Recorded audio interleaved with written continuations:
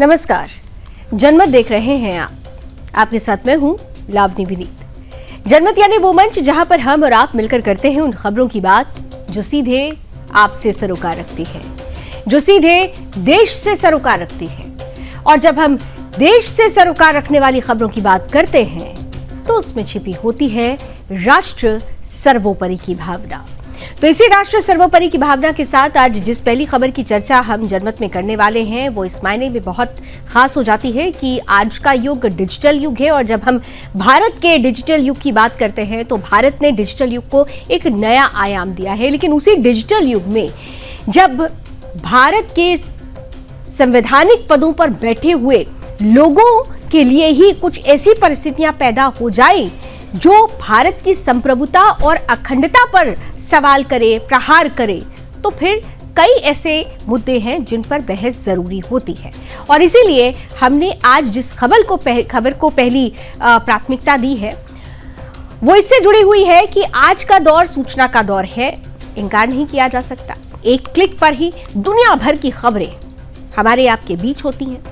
लेकिन इसी डिजिटल महासागर को नियंत्रित कौन कर रहा है? क्या दुनिया की ताकतवर सोशल मीडिया कंपनियों के एल्गोरिदम पर जो एल्गोरिदम है वो ये तय करेंगे कि किस खबर को कितनी जगह मिलनी चाहिए, किस देश के प्रधानमंत्री या राष्ट्राध्यक्ष का वीडियो प्लेटफॉर्म पर रखना चाहिए और किसका हटाया जाना चाहिए? ये बड़े महत्वपूर्ण सवाल है और इसीलिए आज जनमत में इन सवालों का जवाब ढूंढने की हम कोशिश कर रहे हैं। अब ये वक्त आ गया है कि जब किसी भी लोकतांत्रिक देश में इस डिजिटल दिग्गज की जवाबदेही तय की जानी चाहिए। हाल ही में देश के प्रधानमंत्री नरेंद्र मोदी, जो 140 करोड़ जनता का प्रतिनिधित्व करते हैं, प्रधानमंत्री नरेंद्र मोदी से जुड़ा एक वीडियो फेसबुक प्लेटफॉर्म पर कुछ समय के लिए उपलब्ध नहीं रहा। हालांकि बाद में मेटा ने इसे एक तकनीकी गलती बताते हुए बहाल कर दिया और खेद भी जताया और भारत सरकार ने भी इस पर कड़ा स्पष्टीकरण मांगा। लेकिन इस एक घटना ने कई ऐसे गहरे सवाल खड़े कर दिए जिन पर आज खुलकर और गंभीर चर्चा होना बेहद जरूरी है। पहली नजर में यह किसी सर्वर की तकनीकी गड़बड़ी लग सकती है। डिजिटल प्लेटफॉर्म पर सर्वर डाउन होना या तकनीकी दिक्कतें आना यह आम बात है। लेकिन जब मामला देश के सर्वोच्च पद पर बैठे नेता के आधिकारिक अकाउंट से जुड़ा हुआ हो तो सवाल उठना पूरी तरह से स्वाभाविक है। क्या ऐसी हाई प्रोफाइल और संवेदनशील सामग्री की सुरक्षा के लिए प्लेटफॉर्म के पास पर्याप्त और फुल प्रूफ व्यवस्थाएं नहीं है? अगर देश के प्रधानमंत्री के साथ ऐसा हो सकता है तो सोचिए आम नागरिकों, पत्रकारों या जो छोटे कंटेंट क्रिएटर्स हैं उनके साथ इन एल्गोरिदम के स्तर पर क्या बीतती होगी। अब इन सवालों का पारदर्शी जवाब देना मेटा की नैतिक और व्यावसायिक जिम्मेदारी है। भारत आज दुनिया के सबसे बड़े इंटरनेट और सोशल मीडिया बाजारों में से एक है। यहां करोड़ों लोग मेटा के विभिन्न प्लेटफॉर्म्स का इस्तेमाल करते हैं और ऐसे में यह सवाल स्वाभाविक है कि भारत में व्यापार करने वाली इन वैश्विक टेक कंपनियों को यहां के कानूनों, यहां के नियमों और यहां की संप्रभुता के प्रति पूरी तरह से अकाउंटेबल क्यों नहीं होना चाहिए? सरकारें जब ऐसे मामलों में जवाब तलब करती हैं, जवाब की मांग करती हैं, तो वो किसी कंपनी विशेष के खिलाफ नहीं बल्कि देश की डिजिटल सुरक्षा और संप्रभुता का मामला होता है। सबसे अहम और संवेदनशील इसका यह है कि क्या कंटेंट मॉडरेशन और रीच देने के मामले में प्लेटफॉर्म्स का रवैया हर जगह एक जैसा होता है? तो जरा सोचिएगा और तुलना भी कीजिएगा कि जब भारत की राजधानी, राष्ट्रीय राजधानी दिल्ली के जंतर मंतर पर कोई राजनीतिक प्रदर्शन या आंदोलन होता है तो उसकी तस्वीरें और डिबेट्स तो सोशल मीडिया पर उसके एल्गोरिदम पर पल भर में छा जाती हैं और लाखों करोड़ों लोगों तक यूं ट्रेंड करने लगती हैं। लेकिन वहीं दूसरी तरफ पड़ोसी पाकिस्तान, नापाक पाकिस्तान, जिसने पीओजे में अगर नजर डाले तो वहां पर भी जब आम लोग महंगाई, भारी बिजली संकट, पाकिस्तानी फौज के अत्याचार, पानी की किल्लत, अपनी बुनियादी अधिकारों की मांग करते हुए पाकिस्तानी सत्ता और पाकिस्तानी फौज के खिलाफ सड़कों पर उतरते हैं, तो क्या उन सुलगती खबरों को सोशल मीडिया पर वैसी ही दृश्यता, वैसी ही विजिबिलिटी मिलती है? ये सोचने वाली बात है। यह अंतर केवल एक सामान्य एल्गोरिदम का असर है या फिर सोशल मीडिया कंपनियों की कंटेंट मॉडरेशन नीतियों का जानबूझकर लिया गया फैसला? इन सवालों के जवाब पूरी तरह पारदर्शिता से मिलने चाहिए। आज मेटा, गूगल, एक्स और अन्य बड़े प्लेटफॉर्म केवल तकनीक कंपनियां नहीं रही हैं, बल्कि ये सूचना के नए राजा बन चुके हैं। इनके तय किए गए एल्गोरिदम तय करते हैं कि समाज में कौन सी आवाज गूंजेगी और किसे दबा दिया जाएगा। हर प्लेटफॉर्म के अपने कम्युनिटी गाइडलाइंस होते हैं, जो हेट स्पीच या फर्जी खबरों को रोकने के लिए जरूरी भी है। लेकिन ये कार्रवाई पक्षपातपूर्ण ना हो, इसकी प्रक्रिया पारदर्शी हो और गलती होने पर उसे तुरंत सुधारा जाए, यही असली लोकतंत्र की कसौटी है। तो ये कहानी सिर्फ भारत तक सीमित नहीं है। अमेरिका से लेकर यूरोप तक हर जगह बड़ी टेक कंपनियों की मनमानी और उनकी एल्गोरिदमिक पारदर्शिता पर सवाल उठ रहे हैं। दुनिया भर के देश अब ये समझ चुके हैं कि यदि डिजिटल दुनिया को खुला छोड़ दिया गया तो ये लोकतंत्र के मूल स्वरूप को अंदर से खोखला कर सकती है। इस पूरे विवाद के बीच भारत सरकार और संसदीय समितियों का रुख बेहद सख्त हो गया है। मार्क जुकरबर्ग से लिखित माफी की मांग संसद की स्टैंडिंग कमेटी के अध्यक्ष निशिकांत दुबे ने यह साफ कर दिया है कि केवल कंपनियों की माफी काफी नहीं है, बल्कि इसके लिए मेटा के मुख्य कार्यकारी अधिकारी यानी मार्क जुकरबर्ग को खुद लिखित माफी मांगनी होगी। सेफ हार्बर सुरक्षा पर खतरा, यानी यदि मेटा ऐसा नहीं करती है तो भारत सरकार उन्हें मिलने वाला कानूनी सुरक्षा कवच वापस ले सकती है, जिसके बाद प्लेटफॉर्म पर पोस्ट होने वाले आपत्तिजनक कंटेंट के लिए सीधे मेटा ही जिम्मेदार होगी।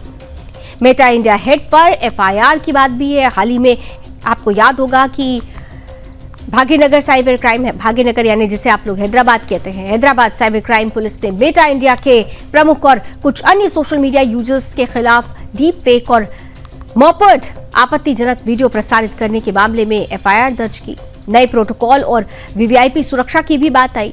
भारत सरकार के दबाव के बाद मेटा को अब वीवीआईपी और विशिष्ट खातों पर किसी भी मॉडरेशन कार्रवाई से पहले सीनियर अधिकारियों द्वारा मैनुअल रिव्यू करना अनिवार्य किया गया है।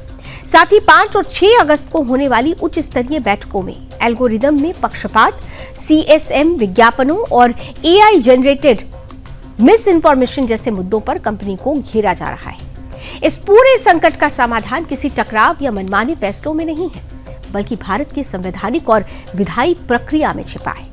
संसद और संसदीय समितियां जनप्रतिनिधियों की आवाज बनकर टेक कंपनियों के शीर्ष नेतृत्व को जवाबदेह बनाती हैं। नियमों का पालन न होने पर कानूनी प्रावधानों की समीक्षा करना भी पूरी तरह से लोकतांत्रिक प्रक्रिया का ही हिस्सा है। स्वतंत्र न्यायपालिका और कानून का शासन, देश में कानून ही सर्वोपरि है। डीप फेक, मॉब्ड वीडियो या किसी भी प्रकार के उल्लंघन पर पुलिस और स्वतंत्र न्यायपालिका ये सुनिश्चित करती है कि प्राकृतिक न्याय, जो नेचुरल जस्टिस जिसे कहते हैं, उसके सिद्धांत, प्रिंसिपल ऑफ नेचुरल जस्टिस, इनके तहत निष्पक्ष जांच और कार्रवाई हो। इसके अलावा संवाद और कूटनीतिक मंच भी खुला हुआ है। भारत सरकार और मेटा जैसी वैश्विक कंपनियों के बीच होने वाली उच्च स्तरीय बैठकें लोकतांत्रिक संवाद का प्रत्यक्ष प्रमाण है, जहां पारदर्शिता और राष्ट्रीय सुरक्षा जैसे मुद्दों पर स्पष्ट रुख रखा जाता है। स्वदेशी विकल्पों को बढ़ावा भी दिया जा रहा है। एक आत्मनिर्भर लोकतंत्र की असली ताकत उसके अपने स्वदेशी डिजिटल प्लेटफॉर्म्स और तकनीकी इनोवेशन में है। जब हमारे पास अपने मजबूत विकल्प होंगे तो बाहरी एल्गोरिदम की मनमानी हमारे राष्ट्रीय विमर्श को प्रभावित नहीं कर सकेगी। लेकिन यहाँ पर एक बात ध्यान देने वाली है।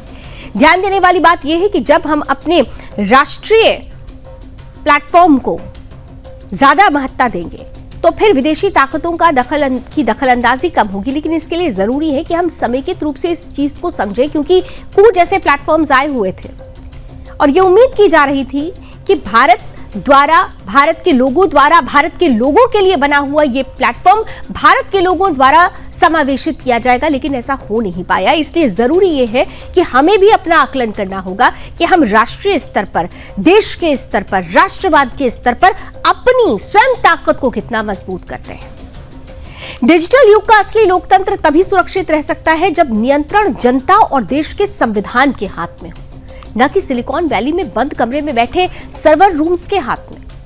ये पूरा घटनाक्रम भारत के मजबूत लोकतांत्रिक संस्थानों की परिपक्वता को दर्शाता है, जहां एक आम नागरिक से लेकर देश के सर्वोच्च पद तक की गरिमा और सुरक्षा के लिए देश का कानून सबसे ऊपर खड़ा होता है। और इसीलिए इस मसले पर भी प्रधानमंत्री के वीडियो विवाद को लेकर भी चर्चा सरगर्म हो चुकी है। सरकार ने मेटा से जवाब मांगा है। 5 अगस्त का दिन बेहद खास होने वाला है। ये स्पष्ट रूप से जवाब मेटा को देना होगा कि आखिर इस तरीके की परिस्थितियां वाकई किसी तकनीकी त्रुटि का हिस्सा रही हैं या इसके पीछे कुछ ऐसी ताकतें लगी हुई हैं जो भारत की संप्रभुता, अखंडता और भारत की बढ़ती वैश्विक साख से परेशान है। जवाब का इंतजार रहेगा। 5 अगस्त पर सबकी नजर रहेगी।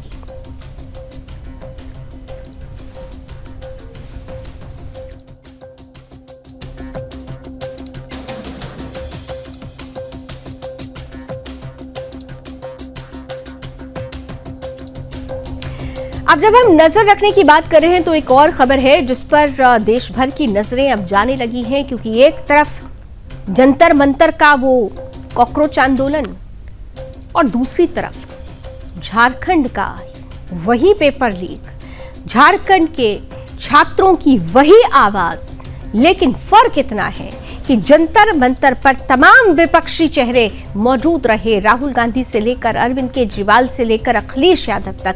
लेकिन झारखंड, जहां पर जेएमएम और कांग्रेस की यानी इंडी गठबंधन की सरकार है, वहां से ये चेहरे नदारद हैं। तो सवाल ये है कि छात्र प्रेम भी क्या चयनात्मक होगा राजनीतिक की दृष्टि से?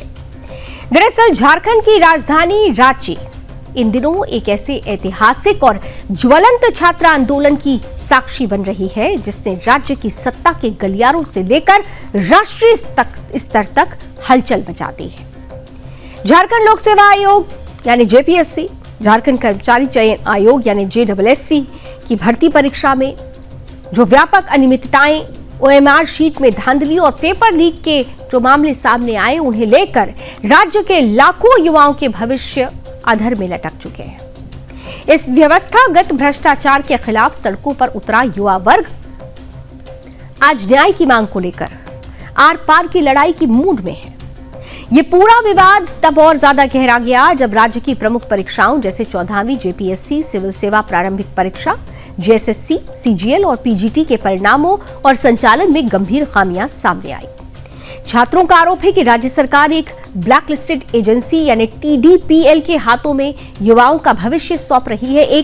जब इस संस्था के माध्यम से, ये आरोप है कि इस संस्था के माध्यम से जब एग्जाम कंडक्ट कराए गए तो ये देखना चाहिए था कि इसी संस्था को सरकार ने ही ब्लैक लिस्ट किया था, तो फिर ब्लैक लिस्टेड एजेंसी के हाथों में युवाओं का भविष्य क्यों सौंपा गया, जिसके परिणाम स्वरूप परीक्षा से पहले ही पेपर लीक हो जाते हैं। आंदोलन को उस समय और अधिक बल मिल गया जब पीजीटी परीक्षा का एक हैरान करने वाला मामला सामने आया। एक छात्रा ने यह दावा किया कि उसे 300 में से 299.175 अंक मिलने के बावजूद उसे चयन प्रक्रिया से बाहर कर दिया गया। अब इस तरह के अजीबोगरीब और अतार्किक आंकड़ों ने पूरी चयन प्रक्रिया की विश्वसनीयता पर ही एक बड़ा प्रश्न चिन्ह लगा दिया। छात्रों का कहना है कि वो दिन रात 12-12 घंटे लाइब्रेरी और कमरों में बैठकर अपनी तैयारी करते हैं, लेकिन परीक्षा माफिया और भ्रष्ट तंत्र महज 12 मिनट में उनके सपनों को बेच देते हैं। इस आंदोलन की शुरुआत 5 जुलाई को 14वीं जेपीएससी पीटी का रिजल्ट आने के बाद से हुई थी। शुरुआत में शांतिपूर्ण तरीके से चल रहा था ये विरोध प्रदर्शन और अब एक जन आंदोलन का रूप ले चुका है। हालांकि ऐसा कुछ भी नजर नहीं आ रहा है जो जंतर मंतर पर नजर आया, जहां अराजकता थी, जहां गुंडागर्दी थी, जहां पुलिस वालों पर हमला था, जहां पर प्रधानमंत्री के लिए गालियां थी, लेकिन यहां पर ऐसा कुछ भी नजर नहीं आ रहा है। जन आंदोलन है लेकिन शिष्टता के साथ, जन आंदोलन है लेकिन संयमित ढंग से, जन आंदोलन है लेकिन सच्चाई के साथ। रांची का जयपाल सिंह मुंडा स्टेडियम, जो झारखंड का नया, रांची का नया जंतर मंतर भी उसे कहा जा रहा है, यहां पर हजारों की संख्या में छात्र और छात्राएं दिन रात अनिश्चितकालीन धरना दे रहे हैं। प्रकृति की विपरीत परिस्थितियां भी युवाओं के हौसले को कम नहीं कर पा रही हैं, नहीं डिगा पा रही हैं। लगातार मूसलाधार बारिश हो रही है, तेज आंधी है, कड़कड़ाती ठंड भी हो रही है। इन सब के बीच ये छात्र अपनी मांगों पर डटे हुए हैं। बारिश के बीच भी त्रिपाल के नीचे सत्तू के लड्डू खाकर, सूखे चावल खाकर ये छात्र आंदोलन कर रहे हैं। इनके लिए दुनिया भर से अभी तक, जैसे जंतर मंतर पर हमने देखा था ना, स्पॉन्सर्ड बर्गर पिज्जा पार्टी थी, इनके लिए ऐसी कोई पार्टी नहीं है। कुछ दिन पहले ही हमने आपको एक वीडियो दिखाया था जिसपे हमने आपको साफ तौर पर बताया था कि कैसे इन छात्रों को खाने तक के लाले पड़ गए हैं। लेकिन हेमंत सोरेन और कांग्रेस पार्टी यानी जेएमएम और कांग्रेस की सरकार है, लेकिन यहां पर इन छात्रों का, इन युवाओं का पुरसा हाल लेने के लिए कहीं कोई जगह नहीं है। हालात तो और ज्यादा बदतर हो गए जब खबर ये आई कि कल देर रात जहां पर इन छात्रों का आंदोलन चल रहा था वहां की बिजली काट दी गई। कई जगहों पर तो प्रशासन द्वारा टेंट या शामियाना लगाने की अनुमति ना दिए जाने के बावजूद छात्र प्लास्टिक शीट तानकर और मोबाइल की टॉर्च जलाकर रातें गुजार रहे हैं। ये दृश्य देश के उन ऐतिहासिक आंदोलनों की याद दिलाता है जहां जुल्म और प्रशासनिक उदासीनता के खिलाफ जनता ने खुद अपनी लकीर खींची थी। इस पूरे महासंग्राम का मुख्य चेहरा बनकर उभरे हैं युवा छात्र नेता देवेंद्र नाथ महतो। अपनी बेबाक शैली और कड़े तेवर के कारण उन्हें आज सोशल मीडिया और मीडिया प्लेटफॉर्म पर झारखंड का अन्ना 2.0 कहा जा रहा है। मूल रूप से रांची जिले के बुंडू के रहने वाले देवेंद्र नाथ महतो बेहद शिक्षित पृष्ठभूमि से आते हैं। उनके पास संस्कृत और कुरमाली जो क्षेत्रीय भाषा है यहाँ की, दोहरी पोस्ट ग्रेजुएट यानी एमए की डिग्री के साथ साथ बीएड की डिग्री भी है। वो कोई साधारण नेता नहीं है, बल्कि 2015 से लगातार छात्रवृत्ति, आरक्षण नीति और पेपर लीक जैसे मुद्दों पर सड़क से लेकर सदन तक आवाज उठाते रहे हैं। उनका संघर्ष व्यक्तिगत भी है। 6वीं जेपीएससी परीक्षा के विरोध प्रदर्शन के दौरान उन्होंने अपनी मां को खो दिया था, लेकिन बावजूद इसके वो कभी झुके नहीं। जब सरकार की तरफ से कोई ठोस पहल नहीं हुई तो देवेंद्र महतो ने 2 अगस्त से जयपाल सिंह मुंडा स्टेडियम में अनिश्चितकालीन भूख हड़ताल शुरू कर दी। लगातार कई दिनों तक भूखे रहने के कारण उनकी शारीरिक स्थिति नाजुक हो चुकी है, लेकिन उनके तेवर अब भी उतने ही फौलादी हैं, उतने ही सख्त हैं। उनका स्पष्ट संदेश है कि शरीर कमजोर हुआ है, पर छात्रों को न्याय दिलाने का संकल्प और ज्यादा मजबूत हो गया है। जब तक सरकार घुटनों पर नहीं आएगी, ये अनशन जारी रहेगा। उनके साहस को देखते हुए अब अन्य छात्र भी उनके समर्थन में आमरण अनशन पर बैठ चुके हैं। छात्रों के इस भारी दबाव और आक्रोश के बाद राज्य सरकार की तरफ से प्रतिक्रियाएं भी आनी शुरू हुई, यानी दबाव बनाना पड़ा। तब हेमंत सोरेन सरकार जागी है। मुख्यमंत्री हेमंत सोरेन और उनकी पार्टी की प्रमुख नेता कल्पना सोरेन ने कहा कि सरकार युवाओं की चिंताओं को लेकर पूरी तरह संवेदनशील है।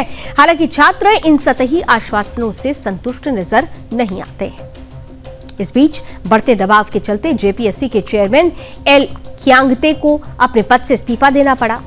इसे आंदोलनकारी छात्र अपनी पहली जीत मान रहे हैं। हालांकि इस्तीफे के बाद उनकी मुश्किलें कम नहीं हुई हैं, क्योंकि झारखंड सीआईडी की टीम लगातार उनसे पूछताछ कर रही है और रांची, धनबाद से लेकर बिहार तक कई ठिकानों पर छापेमारी जारी है। हालांकि छात्रों की मांग यहां पर स्पष्ट है कि उन्हें सीआईडी नहीं, सीबीआई जांच चाहिए, क्योंकि राज्य सरकार की जांच, उसकी जांच एजेंसी वो भरोसा इन छात्रों को नहीं दे पा रही है जिसकी इन्हें दरकार है। और यही वजह है कि ये छात्र चाहते हैं कि सीबीआई से इस पूरी अनियमितता की जांच होनी चाहिए।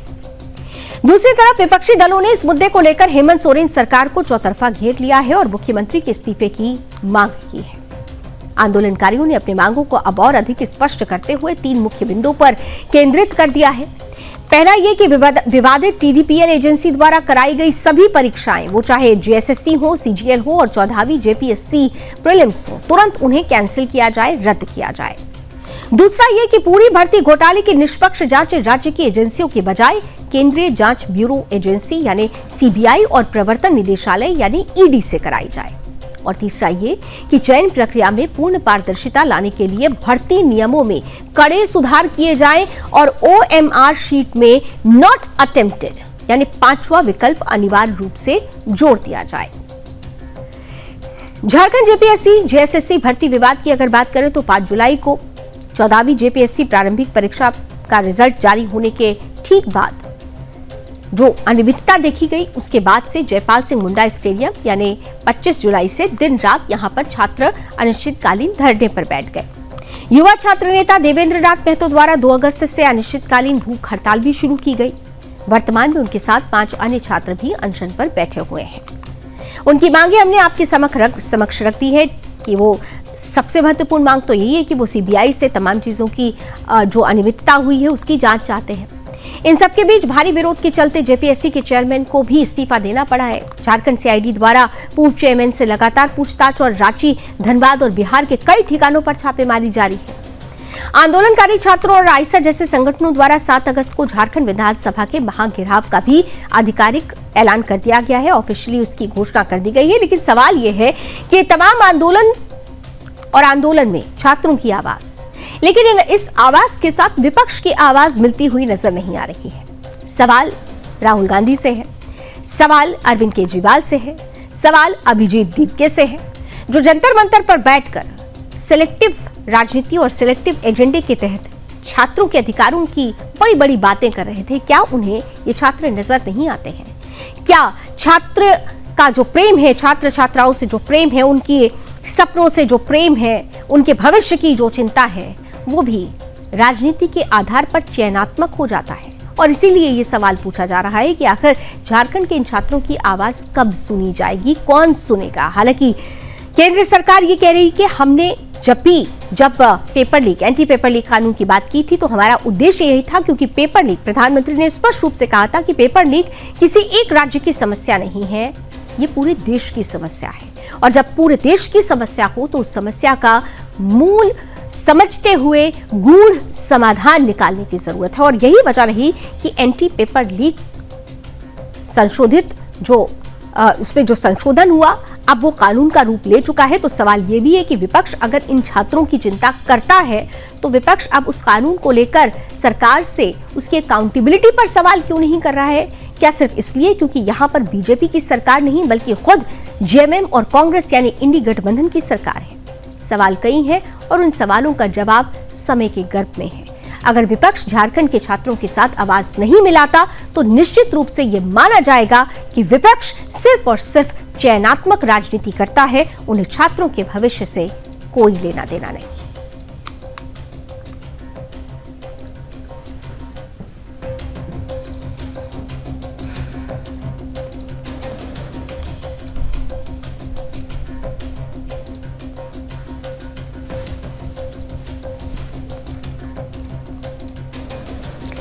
मंदिर वहीं बनाएंगे, जलाभिषेक यहीं करेंगे। जिहादियों की हर नापाक मंसूबे को मिट्टी में मिला देंगे। ये सिर्फ नारे नहीं हैं, बल्कि उस संकल्प की गूंज है जिसे सुदर्शन न्यूज ने जमीन पर उतारकर दिखाया है। आज सावन के पवित्र महीने में हरियाणा के नूह यानी मेवात स्थित ऐतिहासिक नल्लड़ महादेव मंदिर में जो दृश्य देखने को मिला, उसने उन तमाम ताकतों के सीने पर सांप लौट गया जो इस पावन भूमि को हिंदुओं से विहीन करना चाहती थी। ठीक 2 साल पहले सावन के पावन महीने में मेवात की ब्रजमंडल यात्रा पर एक सुनियोजित और कट्टरपंथी भीड़ ने हमला बोल दिया था। चारों तरफ हाहाकार मचा, हिंदुओं को चुन चुन कर निशाना बनाया गया, गोलियां तक बरसाई गई और गाड़ियों को आग के हवाले कर दिया। हमने हर एक तस्वीर आपके बीच रखी। उस खौफनाक तांडव के पीछे सिर्फ एक सोची समझी साजिश थी, मेवात की धरती से सनातन संस्कृति का नामो निशान मिटा देना, हिंदुओं में खौफ पैदा करना और नल्लड़ महादेव मंदिर को हिंदू समाज से पूरी तरह से काट देना। उनका नापाक मकसद था कि भविष्य में कोई भी हिंदू इस मंदिर की दहलीज पर आकर जलाभिषेक करने की हिम्मत ना जुटा सके। उस वक्त देश के सो कॉल्ड सेकुलर मीडिया घरानों ने इस नरसंहार पर या तो चुप्पी साध ली थी या फिर अपराधियों को बचाने के लिए लीपापोती करने में जुट गए थे। लेकिन सुदर्शन न्यूज ने तब भी सीना ठोककर सच को दुनिया के सामने बेनकाब किया था। हमने केवल स्टूडियो में बैठकर डिबेट नहीं की, बल्कि जमीनी स्तर पर उतरकर पीड़ितों की हम आवाज भी बने। क्योंकि हमारा संकल्प अडिग था। हम नल्लड़ महादेव मंदिर को जिहादियों और राष्ट्र विरोधी ताकतों के हाथों में कभी नहीं जाने देंगे। हमने टीवी स्क्रीन से लेकर जमीन की हर लड़ाई में हिंदुओं का हाथ थामा और यह प्रमाणित कर दिया कि जब जब सनातन पर संकट आएगा, सुदर्शन ढाल बनकर खड़ा रहेगा। इस वर्ष सावन माह में सुदर्शन राष्ट्र निर्माण की पूरी टीम अपने पूरे दलबल और भगवा पराक्रम के साथ नल्लड़ महादेव मंदिर पहुंची। जिहादियों की धमकियों और तमाम साजिशों को धत्ता बताते हुए हमारे कार्यकर्ताओं और शिव भक्तों ने हजारों की संख्या में मंदिर परिसर में प्रवेश किया। जब जय श्री राम और हर हर महादेव के उद्घोष से मेवात की वादियां गूंज उठी तो ऐसा लगा मानो भगवान भोलेनाथ स्वयं अपने इन परम भक्तों की वीरता और अटूट निष्ठा को देखकर प्रसन्न हो रहे हैं। हर हर महादेव के जयकारों ने उन ताकतों के मुंह पर करारा तमाचा जड़ दिया जो ये सोचते थे कि डर के साए में हिंदू अपनी आस्था भूल जाएगा। इस पावन अवसर पर हमने उन तमाम वीर हिंदुओं को अश्रुपूर्ण श्रद्धांजलि अर्पित की जिन्होंने 2 साल पहले हुए उस भीषण नरसंहार में धर्म की रक्षा करते हुए अपनी वीरगति दी थी। उन हुतात्माओं के बलिदान को साक्षी मानकर आज सुदर्शन परिवार और समस्त हिंदू समाज ने एक बार फिर हुंकार भरी है। हम प्रतिवर्ष पहले से भी अधिक उत्साह, संख्या और जोश के साथ सावन माह में नल्लड़ महादेव पर जलाभिषेक करने जाएंगे। देश के जितने भी अन्य धर्म स्थल, मंदिर या भूमि लैंड जिहाद या कट्टरपंथियों की नजर में है, उनके खिलाफ सुदर्शन न्यूज न सिर्फ टीवी चैनल पर प्राइम टाइम में आवाज उठाएगा बल्कि जमीनी स्तर पर भी पूरी ताकत से सक्रिय रहकर उनके हर नापाक मंसूबे को नाकाम करेगा। मेवात की पावन धरती से ये संदेश बिल्कुल स्पष्ट है। राष्ट्र है तो हम हैं, संस्कृति है तो पहचान है। सनातन विरोधी ताकतों, ये सुन लो, सुदर्शन और भारत का हिंदू समाज अब डरने वाला नहीं। ईंट का जवाब पत्थर से देना हम भी अच्छी तरह जानते हैं। इस यात्रा के माध्यम से अपने सभी सनातनियों से कहना चाहता हूं कि घबराने की कोई बात नहीं। हमेशा इस जल अभिषेक यात्रा में सम्मिलित हो, भाग लो, क्योंकि ये बहुत प्राचीन मंदिर है महादेव जी का, जिसे भगवान श्री कृष्ण जी ने खुद स्थापित किया। आपके पास इतने पुरातन मंदिर हैं, इतने प्राचीन मंदिर हैं, तो जाइए और कोई दिक्कत नहीं। सुदर्शन न्यूज राष्ट्र निर्माण हमेशा आपके हर कदम के साथ खड़ा है, कोई दिक्कत नहीं आएगी किसी भी तरह की। हम आवाज उठाएंगे और पुलिस प्रशासन की भी जो कमी होगी उसे पूर्ण कराने की आश्वासन देते हैं। हर तरह से आप सुरक्षित हैं और हिंदू तो वो होता है, सनातनी तो वो होता है, कभी डरता नहीं। अपने धर्म के लिए, अपने राष्ट्र के लिए बलिदान भी दे सकता है। सुदर्शन राष्ट्र निर्माण संगठन का प्रदेश अध्यक्ष और हमारे बीच में आज हमारे बड़े बड़े योद्धा आए, जैसा कि हमारा सुदर्शन राष्ट्र निर्माण के जो राष्ट्रीय प्रभारी है अपने डॉक्टर पवन आर्य जी और हमारे प्रदेश अखिल भारतीय हिंदू महासभा। जनमत में आगे बढ़ते हैं और बात उस हादसे की करते हैं जो बड़ा रूप ले सकता था, लेकिन ईश्वरीय कृपा रही कि बड़ा हादसा होने से टल गया। कर्णावती में हुए दर्दनाक विमान हादसे की आग अभी ठंडी भी नहीं पड़ी है। कर्णावती मतलब अहमदाबाद, आपको याद होगा विमान हादसा। जांच एजेंसियां मलबे से सच तलाशने में जुटी हुई थी कि आखिर आसमान की ऊंचाइयों में एक बार फिर सैकड़ों जिंदगियों पर काल का साया मंडरा उठा। फुकेट यानी थाईलैंड से दिल्ली की ओर आ रही एयर इंडिया की फ्लाइट AI2379 में सवार 200 से अधिक यात्रियों के लिए मंगलवार का दिन किसी बुरे सपने की तरह साबित हुआ, जब जमीन से 35,000 फीट की ऊंचाई पर विमान अचानक भयंकर क्लियर एयर टर्बुलेंस की चपेट में आ गया। आप में से अक्सर जो लोग विमानों की यात्रा करते हैं, हवाई सफर करते हैं, उन्हें एयर टर्बुलेंस समझ में आता होगा, लेकिन एयर टर्बुलेंस भी कितना खतरनाक हो सकता है, आज यात्रियों ने इस बात का भी एहसास किया।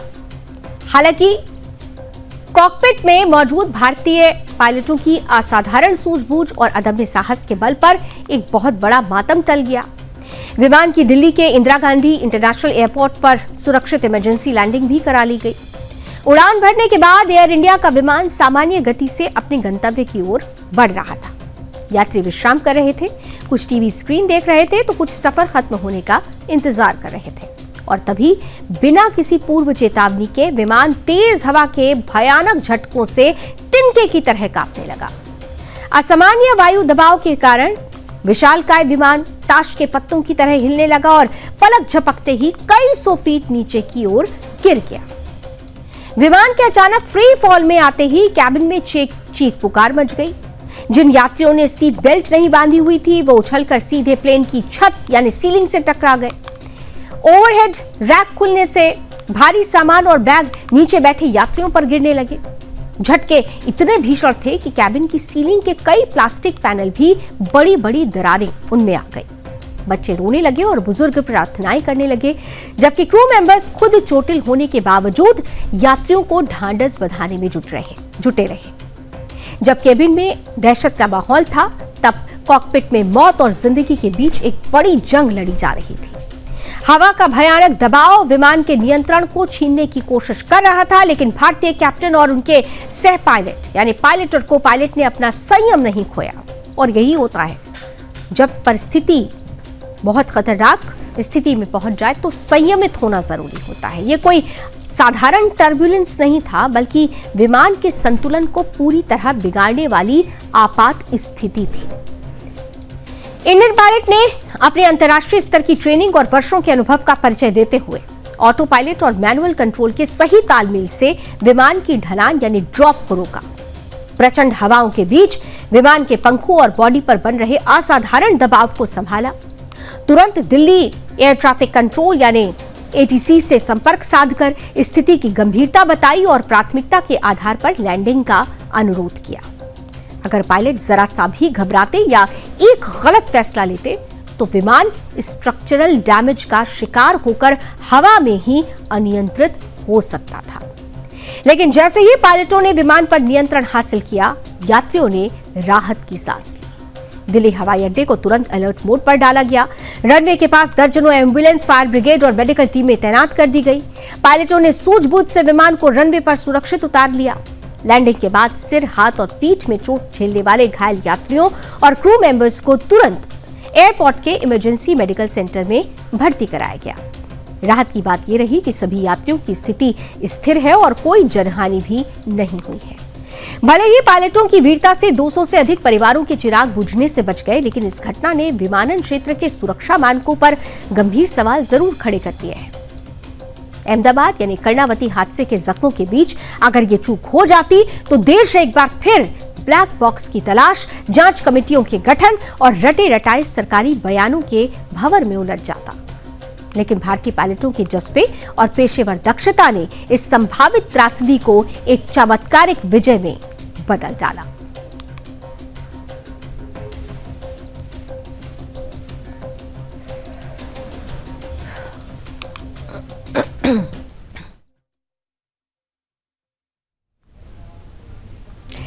इधर राष्ट्रीय राजधानी दिल्ली में पहली बार मराठी सिनेमा का भव्य उत्सव सजने जा रहा है।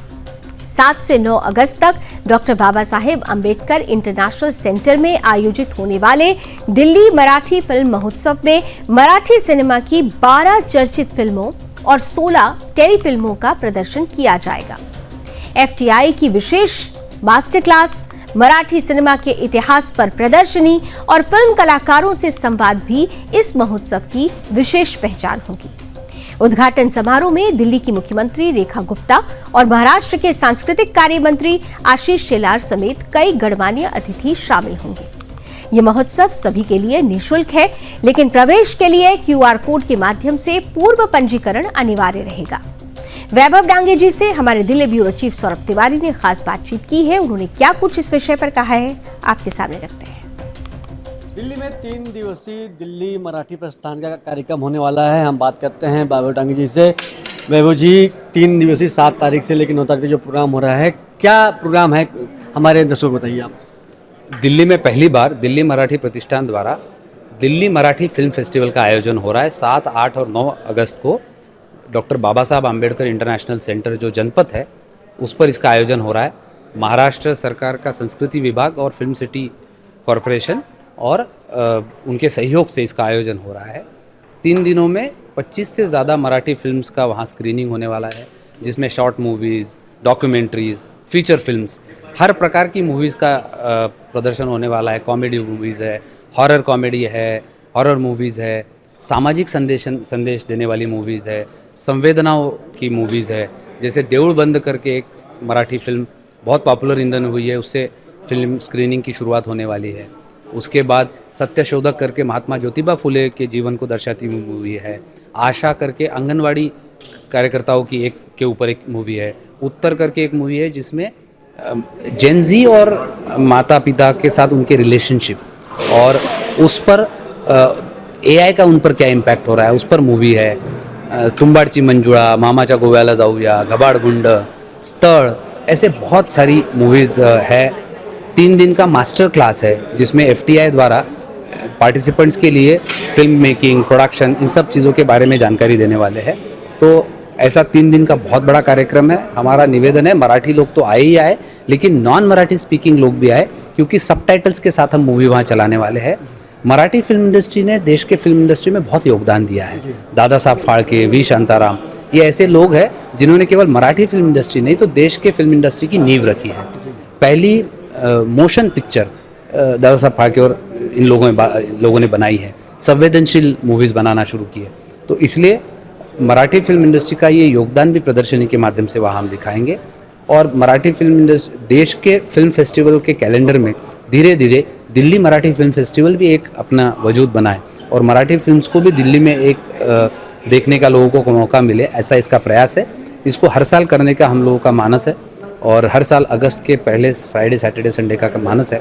आप सब लोगों से मेरा निवेदन है कि आप ज़रूर आए, मराठी फिल्म का आनंद लें और परिवार के साथ आए, अपने बच्चों को भी दिखाएं और नए जनरेशन्स को भी दिखाएं। जेनजी के लिए क्या यहाँ पर 3 दिन जो आप लोग, जैसे मैंने कहा कि क्लासिकल मूवीज़ से लेकर आज की मूवी तक, जैसे मामा भूतम भयम ये 2 दिन पहले रिलीज़ हुई है, या मामाच्या गोव्याला जाऊया ये 3 दिन पहले रिलीज हुई है, या जैसे उत्तर मैंने कहा ये जेनजी के ऊपर की मूवीज़ है कि वो AI उनके लाइफ को इम्पैक्ट कर रहा है और उसके कारण रिलेशनशिप्स कैसे इम्पैक्ट हो रही है। तो एक मदर और बेटे की कहानी है, तो माँ बेटे की कहानी है। तो ऐसे बहुत से मॉडर्न लेटेस्ट मूवीज़ है, पुरानी मूवीज़ है। तो मुझे लगता है सभी के लिए, जेनजी हो या मिलेनियल हो या उसके पहले की जनरेशन हो, मुझे लगता है बच्चों से लेकर बुजुर्गों तक, मुझे ये अमेरिकन भाषा ज़्यादा पता नहीं जेनजी मिलेनियम की, लेकिन बच्चों से लेकर बुजुर्गों तक सबके लिए कुछ ना कुछ यहाँ उपलब्ध है। एक आखिरी सवाल, सुदर्शन न्यूज़ के माध्यम से जो दिल्ली और आसपास के लोग रहते हैं उनसे क्या अपील करेंगे आप? मैं सबसे निवेदन करूंगा कि दिल्ली मराठी फिल्म फेस्टिवल जो 7, 8, 9 को हो रहा है, इसमें प्रवेश निःशुल्क है, इसलिए आप सब लोग आए। मराठी फिल्म इंडस्ट्री की समृद्धता, संवेदनशीलता, उसकी तकनीकी विशेषता ये देखने आप सब लोग आए, पार्टिसिपेट करें। हिंदी भाषिक भी आए, मराठी भाषिक भी आए, क्योंकि सबटाइटल्स के साथ मूवीज़ है और इसका आनंद लें। बहुत बहुत धन्यवाद। धन्यवाद। तो अगर आप दिल्ली और NCR में रहते हैं तो 7 से 9 अगस्त तक आप लोग दिल्ली मराठी मूवी का जो कार्यक्रम रखा गया है उसमें आप लोग परिवार के साथ जरूर आएँ और उसका निःशुल्क भी रखा गया है। कैमरामैन चंदन के साथ सौरभ तिवारी, सुदर्शन न्यूज, दिल्ली। और चलिए इसी के साथ जनमत में अभी बस इतना ही। देश और दुनिया की तमाम खबरों के लिए आप जुड़े रहिए सुदर्शन न्यूज के साथ। जय हिंद।